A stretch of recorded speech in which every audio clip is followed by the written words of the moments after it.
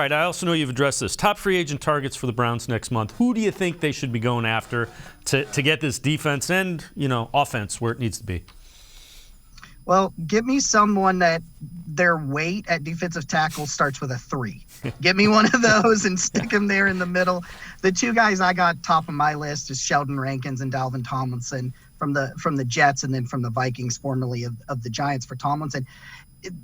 Tomlinson's probably my number one for the Browns. I don't think either one of these guys are going to be exceptionally expensive. They're not going to be Deron Payne, who I would love, but is probably going to get $20 million this year in the market, if he even hits the market. Tomlinson's 325 pounds, and I actually think he's a better pass rusher than he is run defender, which is just insane to me that he moves the way he does at that size. It's a freak level of athlete right there. And you're talking about a guy who's still graded in the mid 60s as a run blocker, as a run defender, which is astronomically better, I think, than anybody in Cleveland did in that defensive tackle room against the run. So you find one of those guys, the Sheldon Rankins, a 315-pound guy, or Tomlinson, stick in the middle of there. And then, you're talking about wide receiver. I would love a reunion, bring the Ohio State guy home, and Paris Campbell if he gets free.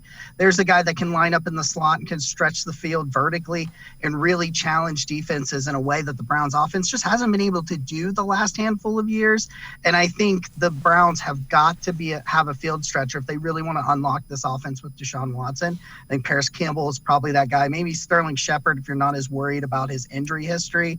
Coming from New York, he's coming off a major injury there. And then maybe one more Brown I'll throw in there, Jordan Poyer, the safety from Buffalo, who is projected to only get like $8.5 million a year, and he is another one of the best coverage safeties in the NFL.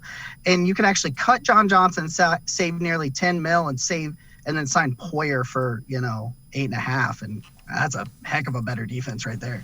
Yeah, and I'm with you on Campbell. I like the fact that it's not only vertically stretching it, but horizontally. Make a defense defend the entire field is what you want to do with Deshaun Watson as your quarterback. With any quarterback, but it will unlock Deshaun Watson.